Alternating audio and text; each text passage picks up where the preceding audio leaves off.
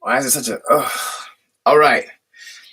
Oh man, the sun is doing a number on my camera work. All right, it's kind of red around here. But don't worry about all of that because we still bleeding blue. You know what I mean? Dark Star Diamonds. You know what it is.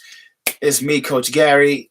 I am here, like, to tell you. This is actually I'm doing this specifically for. Hold up, let me figure this out because I got a name here that I wanna shout out.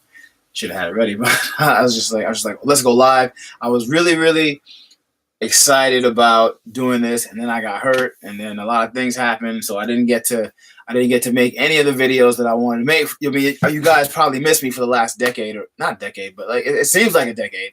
But it's been a year, 2 years, something like this, since I made this video. The last video that I made, I think the last video that I made was like the shake and bake or something like that.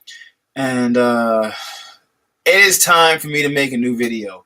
So today but here's the thing: I have no footage of actual action. There's no action footage in this. That's why I'm going live, and it'll be in the archive or whatever. But I wanted to talk to you today about jumping higher. How do I get my ups? How do I jump high enough to dunk a basketball? How do I jump high enough to catch a really high pass and tower over the other guy and jump up and be able to make that big play. So this comments. Let me look at my comments. Okay, so this video right here that I'm doing right here is for Jacob Schäuble. I have promised this guy a year ago. It even says here a year ago that I would make this video, but I got hurt. Things happened, and I got on some nasty pills. But it was oh boy. But I'm back, and I'm here to answer your question. So let's get down to the skitty of it, and it is basically, Jacob, if you want to jump higher, there are three main components to jumping higher. Okay? Three. Now, I'll probably do this again in another video just to make it like short and sweet and compact. But there are three components to jumping higher. And a lot of people don't understand this. So like you say, let me pull this out. I mean, it's not a big accolade, but I'm just gonna show you that I do know what I'm talking about. Let's see. I have an award here for most improved in spring track. I got that when I was in high school. I do have the medal somewhere. I can't find it right now. My mother actually probably threw it out. But I did place third place in the North Athletic Conference Championships in college for the high jump in track and field. I do know what I'm talking about when it comes to jumping. I've been dunking since I was 16. I don't dunk now because I'm a little heavier. I weigh over 120 kilograms, so it's a little bit harder to dunk when you got all that weight on you. But actually, I could do it. Give me a year, I probably could do it again. But I do know how to do it, and I'm going to tell you how with this disclaimer. Okay, you can get all the answers to the questions that you need, but if you don't take them seriously, and do the things that you have to do, it won't matter. So I'm going to tell you how to jump higher. I'm not these coaches who have these little cool flashy videos of guys dunking, and or maybe somebody can dunk because they're very talented and they have long legs or they have big muscles and they can dunk and they go, look at me, this is how I dunk, this is what I do. Da, da, da, da. I don't have any of that. I have things that are just, I am not supposed to be able to dunk a basketball. I'm not.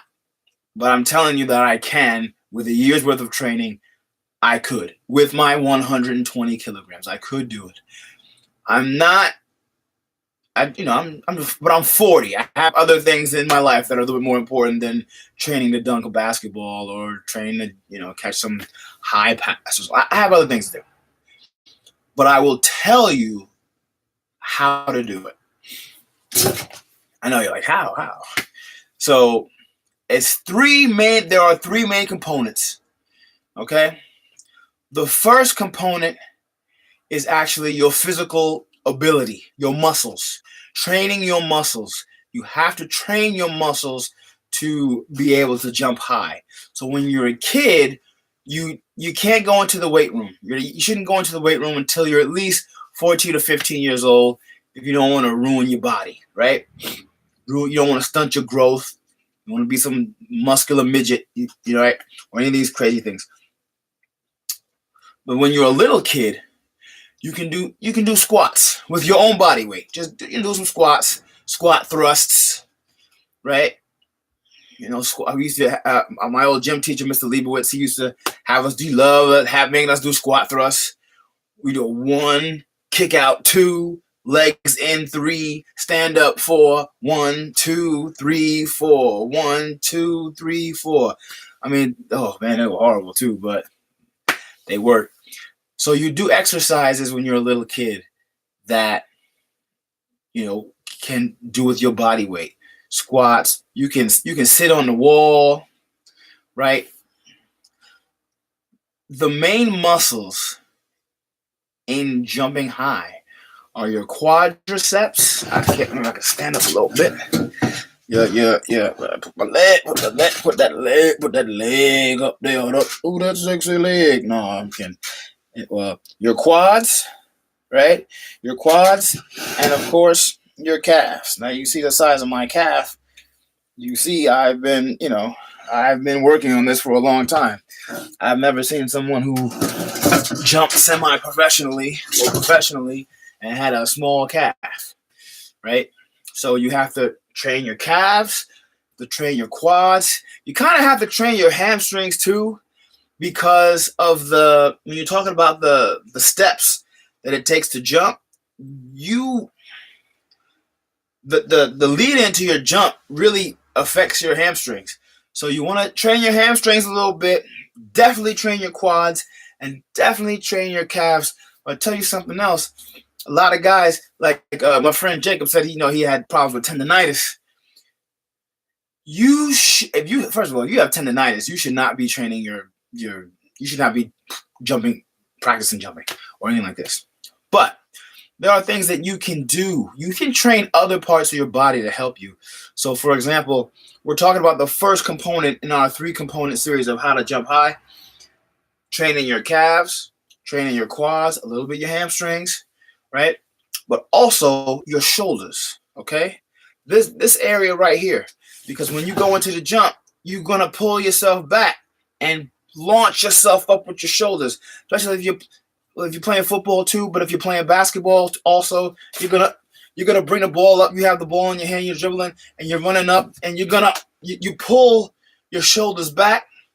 So you gotta work that. You gotta work that muscle, right? And if you're a teenager and you're a little bit older and you're going to the gym, you have to work this muscle set. Work here, take some dumbbells, lift them up, put them down. Lift them up, put them down. Lift them up, put them down. Lift them, because when you get these muscles right here, and you gotta. So when you're used to throwing heavy weights like this, you're throwing these heavy weights up, right? Then all of a sudden, okay, now you don't have heavy weights. You just have a little basketball. Whew, you're flying you're flying up, right? So it's calves, quads, a little bit of hamstring. And this shoulder area right here, this frontal shoulder area, the shoulder part that's in charge of lifting. Honestly, you have to look at your body when you're jumping. What parts of your body are you straining the most? Train those. I mean, that's common sense. But, sometimes people don't think common sense wise, right? But I'm just telling you, if you train those 4 muscle groups, you should be able to jump higher. It's not just about your calves. Calves, quads, a little bit of hamstring, and these shoulder muscles right here and right here. Just that part. And you can feel it. You put your finger here, the part that raises your arms up. Okay? That's the first component, just getting stronger. The second component is what everybody tells you to do, what everybody knows, is actually jumping, right? You have to jump. You have to train jumping to jump higher. It's like, I don't know how to read. Practice reading, but I don't know how. Then practice reading, but I don't know. Then get an audio book. Read along with the audio book until you know how to read. Like, some of these things are just so simple. So the second component is you got to practice jumping, and what you do is you find yourself a brick wall. Brick walls work the best because they have lines, and the lines you can use as markers. Or you can take a piece of, if you don't have a brick wall, you say you got a regular wall, take a piece of colored chalk, and then just jump, mark it with the chalk. How high did I get? Okay, boom. Then you practice jumping. You practice with one foot. So where you take, do it here in the room, right? So move everything back. Okay. If you think one leg is lighter than the other, trust me, it's part of my injury, so don't worry about that. So you take a one-step approach where you lead step and you just jump off that lead step, right? And then you have the opposite step. So you take a lead step and then you jump off the other foot and bring the lead step up, right? It's kind of actually good that I have two colored legs so you can see this. So one just off the lead step, jump, and the other one, take a lead step, jump off the other leg, bring the lead step up. Now, whichever leg you jump off, the other leg is going up, right? See, I can't even do it without bringing my arms up either, right? So you're going up, and you just want to practice this motion here, right? Just like this, lead step, up, lead step, jump, lead step, up, right? So you just so that you're jumping off both feet. Now what you do, and it's red as I don't know what right here. Look at some of that white up in there. Over my messy room. I got a lot going on today. So what you do is basically you jump and you try to touch that mark that you had with the chalk or on the brick wall. You try to touch that one line, right? And you touch it, and you use it as a mark to see, okay, now I know I'm getting better. You jump up, you hit it with one hand 10 times. Then you hit it with the left hand. Or let's say you go with the right foot, right hand 10 times. Right foot, left hand 10 times. Then you do left foot, right hand 10 times. Left foot, left hand 10 times. And then you do two hands, right hand 10 times. Two hand, left hand 10 times. Two hands, 10 times. Right? And that's a set. And then maybe you want to do like 2 sets. Right? So altogether, you're jumping a lot. You're just practicing jumping. Now, this is just when you practice jumping. Now, what I did, I had basketball practice and this practice and that practice, but I also practiced my jumping in addition to that so that I could jump higher and play well and stuff like this. Although my coach never played me, but if I would go in the game, I could jump high. I could do a lot of stuff. But, sometimes I actually have to do a video about dealing with coaches who don't play you properly and stuff like this, or dealing with the politics of sports, which the reason why you probably never heard of me as a player, well, one, because we didn't have cameras, we didn't have YouTube and all that stuff back then, but also because I was never a person who could deal with the politics, and I learned about politics a lot later in life. So I would probably do another video on that then, like later. But we're talking about jumping. So that's the second component. Second component is actually practicing jumping. Now there are other things you can do as well. Now, when you see that your body's saying, this hurts, there's a difference between muscle pain, like, yo, I'm straining myself, I can push more, I can push and do, and something where it's like physically, yo, after this, I'm not gonna be able to walk without a wheelchair. I'm not gonna be able to go without a wheelchair. I'm not gonna be able to walk without crutches. Or this is pain that's gonna make you go see a doctor. So if you are having go see a doctor pain, you probably want to stop. If you're having, I'm gonna have to take a bath because my muscles are sore pain, then you can probably keep pushing. That's just my advice. You have to know your own body. You have to know, what you can do and what you can't do. But the second, let's say the second prong in a 3-prong attack of jumping higher is actually just to practice jumping. And then there are other things that you can do. You can jump over boxes, jump over, stack up those crates, stack some crates up. Just take running jumps, jump over them, or 2-step jumps, 1-step jump, no steps, jump over, right? Just practice jumping high. There are, and then I guess it's a 4-prong attack then. The next, actually, I'll put these together. So make it a 3-prong attack, like I was saying, and I'll put the last 2 things together, make it one. So 3 prongs. And the last prong, that third prong, would then be your actual approach to the jump. Now, I'm going to go basically on a basketball type of hit here. But when you talk about jumping high jumpers have an approach, which means they have a bar. They know where the bar is. The bar doesn't move. This isn't like track and field 3000. This is regular track and field. There's a bar. There's a mat to land on. You know where it is. They have it measured out. And you take measured steps to approach the bar so that you know by the 3rd step, I have to accelerate. By the 5th step, I have to be really turning my gears. And by the 7th step, I got to be going as fast as I can, jump, and get ready to clear the bar, Basketball, as far as dunking the basketball, it should be the same as high jump because the court doesn't change. The 3-point line is going to be where the 3-point line is. The foul line is where the foul line is. The post is where the post is. The corners don't move. The wings don't move. Nothing moves. Nothing changes. The rim is where the rim is. It doesn't go up. It doesn't go down. Right? You should know.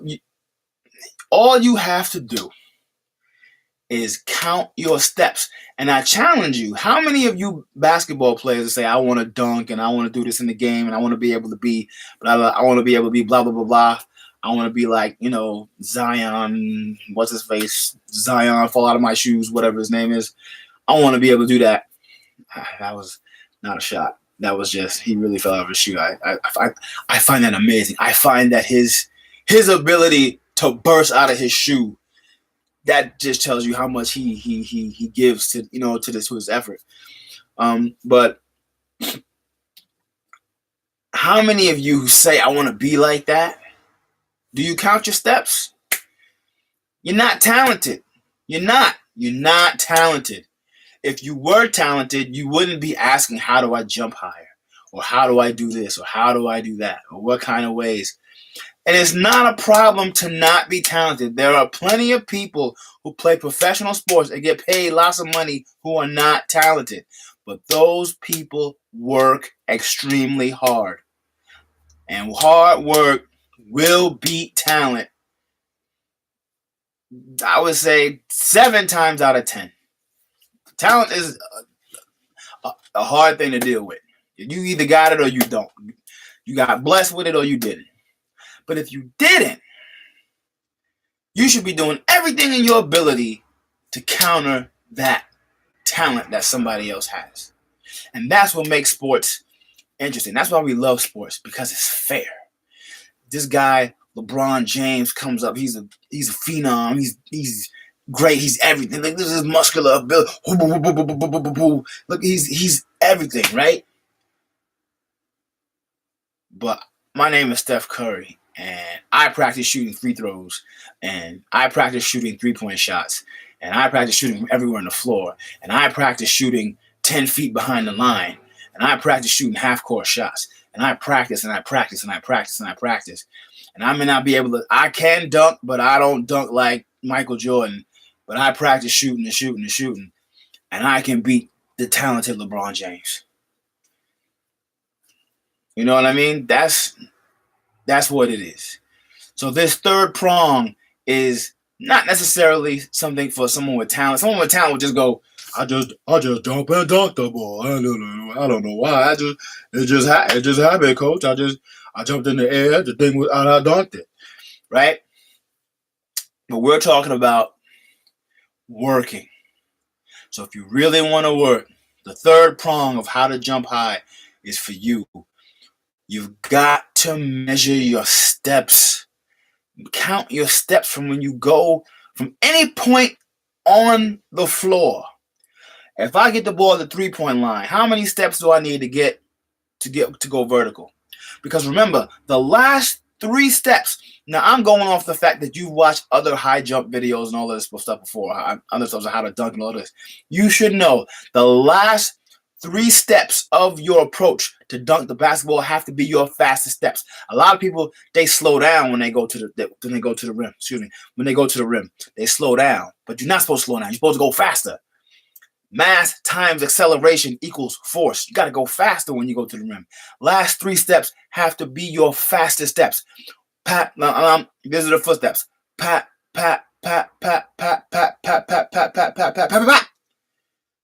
The last 3. Pat. Pat. Pat. Pat. Pat. Pat. Pat. 1, 2, 3. 1, 2, 3. Not 1, 2, 3. 1, 2. 1, 2, 3. No. It's 1, 2, 3, 4, 5, 6, 7, 9. 1, 2, 3, 4, 5, 6, 7, 10. 1, 2. It's fast. Not no. Last 3 steps are quick, but if you don't measure your steps, you don't know when to take those last 3 steps. You don't know. You leave it to chance. And you can't leave it to chance when you go up against talented people. You can't leave anything up to chance against talented people. You got to plan stuff out. You got to be Michael Schofield with your basketball. You got to be Michael Schofield with your football. You can't leave stuff up to chance. What are we doing here? Especially if you know you're not talented or you're not as talented as the phenom in your school or the phenom in your organization or whatever. I mean, what are we doing here? So you have to measure your steps. Count your steps from any area on the floor. If I catch the ball at the half-court line, and let's say it's a fast break and it's a one-on-one situation, the guy is like to the left of me, I'm dunking on you, but I don't leave it to chance. I know, okay, bop, bop, bop, bop, bop, bop, bop. Boom! Crowd goes crazy. I make the pose.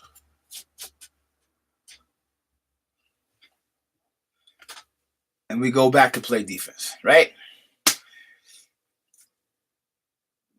But all of that comes from me being in the gym alone, walking steps. I have masking tape. I got masking tape, and I'm going, okay. I'm jogging through the lane. I'm going through it. Okay. When I get to this point, I gotta accelerate. When I get to this point, I gotta really sprint it out. I gotta know here. When I'm here, I do this. When I'm here, I do this. When I'm here, I do this. So that by the time I get to the game or I get to the practice and I'm playing and I'm doing, I know, okay, time to do this. And I'm gone. And for me, it's automatic because I was in the gym alone, working it out. If you say, I can't go to the gym, the coach locked the gym up. Well, go to another basketball court. Go to a court outside. Do the same thing. I'm alone. I'm on 3 o'clock. LA closed down at 2 o'clock in the morning. So if you are out, well, I wouldn't suggest going out at after 2 o'clock in the morning. Anyway, it's dangerous. But if you can go somewhere where you can be alone, right? Go to the court nobody wants to play at.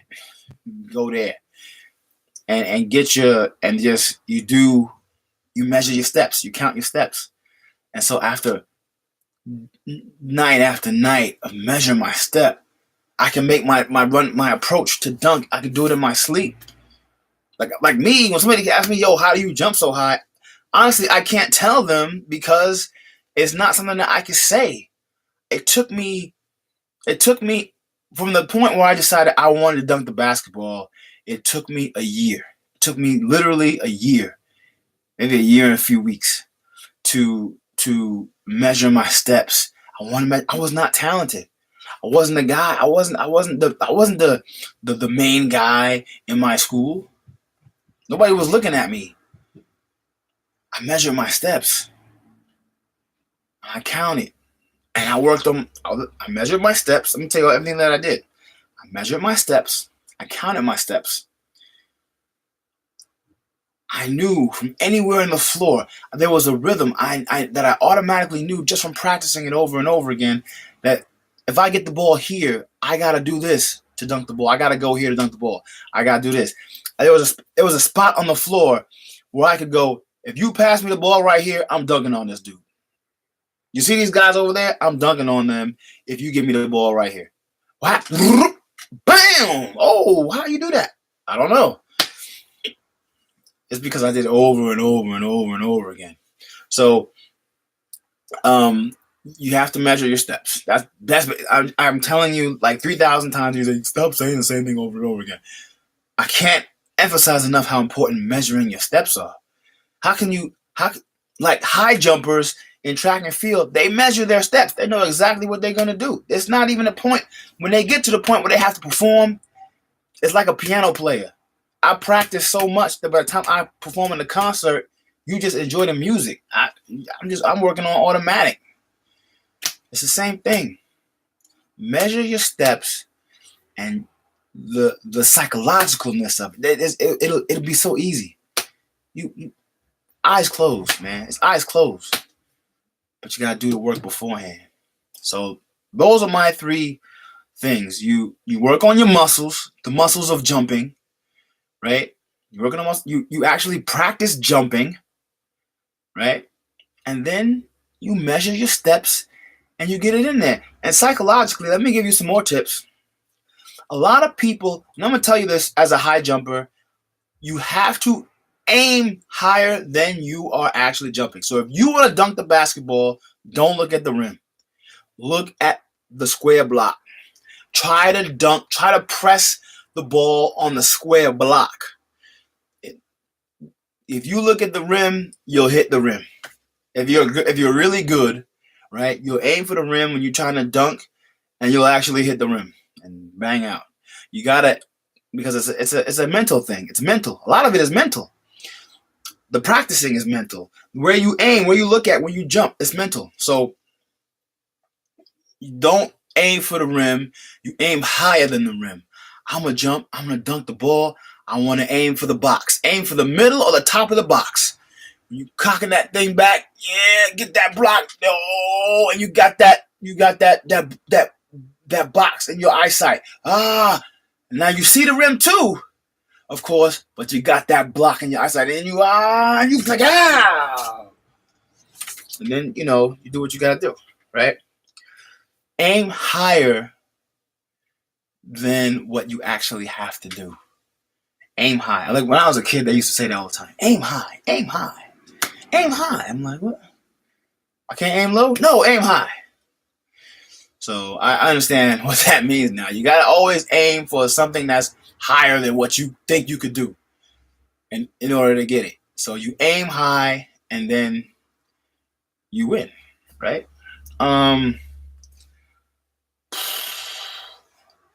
Nobody's watching this, and I don't really care. I didn't really want to do this for a live thing. I just wanted to actually have this made so that I could then say that I answered your question. So I answered your question. Use those 3 tenets. and you will jump higher. Now, specifically, I'm going to also talk about what you do when you have tendonitis issues. You don't want to get tendonitis again. That, my opinion, if I have a certain injury or a certain, it's not an injury, but it's just like something that just plagues you, like tendonitis, like, I get this kink, I get this click, I get this whatever in my leg when I'm praying. My doctor said I could play, but it's like, I don't want that pain to come back. Tape yourself. How many basketball players tape themselves before the game? Only the pros do, right? But I mean, I never tape myself before a game. Well, back in the day, the 80s and 90s, what are you gonna do? People didn't really do that. But tape yourself. Really, I mean, you can go on YouTube right now and learn proper taping technique. Tape your ankles up, tape your elbows up, whatever's hurting you, just tape it up. Protect yourself. When you're training too, but when you're training, you're practicing your jumps like I told you. You're doing tenet number 2. You're practicing your jumps, your 2 hands, your 1 hand, both feet, all of this. Tape yourself before you do that. Hello? You got preventative measures. Icy hot. I mean, I'm not getting no Shaq money, but I'm just saying, put some Bengay, or do they still have Bengay? I don't know. But put something on you. Put whatever you got to put on you to see what's out there. See what kind of medication is out there that you can put on yourself to help ease the pain and prevent more pain and all of this. I actually don't mind the pain. The pain tells me, you might have to slow down a little bit. You might have to stop. And that's my next advice. If you are training and everything's good, but you go, I got this numbing pain, stop. Don't do it. There are 4 muscle groups that I've told you that you can train to jump higher. If the one is hurting, train the other ones and stop training the one that hurts you. Train the other ones. Train your shoulders. If your shoulders hurt, train your quads. If your quads hurt, train your calves. If your calves hurt, do your hamstrings. You need your hamstrings too, right? So that's my advice. That's my advice for learning how to jump higher. Now, granted, you can go to any other channel you want and see people, they're flying through the air and they're doing all of this, but it's not concrete. What I just told you is concrete. You do those 3. You train those 3 things. And also, I guess it was 4 things, but you do those 3 things. You train your vision, where you're looking at when you jump. You train all of that stuff, and you will dunk a basketball. You will catch high football passes, jump up in the air, make leaping catches for the touchdown. You will do those things if you do what I told you to do. Simple as that. I mean, it sounds so easy. And it is easy. And if you're big country, one of them big white guys that can't jump, and white guys can't jump. That's not true. That's not true. You can. Oh, in fact, now I'm thinking about it. You can. The only thing you have to do is do those things. And the last thing, the 4th thing that I'm going to tell you, because nobody does this. I mean, people do it, but they don't do it. Stretch. If you're between the ages of 13 and 18, you should be stretching a lot. You should be pull that muscle nice and thin, and then build it up with training. To be real,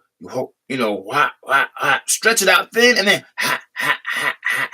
stretch it out thin, Put stretching into your workouts. Take 30 minutes, stretch your muscles after practice. Well, I gotta go home after practice, catch the bus, and go home. Then when you get home, before you do anything, stretch. Or what I like to do, before you go to bed, before you lay down in the bed to go to sleep, stretch. Have those 30 minutes be your sleeping ritual. You brush your teeth. You brush your teeth before you go to bed. As soon as you finish brushing your teeth, just start stretching. Do your 30-minute stretch. Stretch your hamstrings, stretch your quads, stretch your calves, stretch your arms, stretch your neck, stretch your chest, stretch your abdominals, stretch your back, stretch your fingers. You gotta stretch your fingers, baby. Stretch your wrists. Pull them fingers down like this.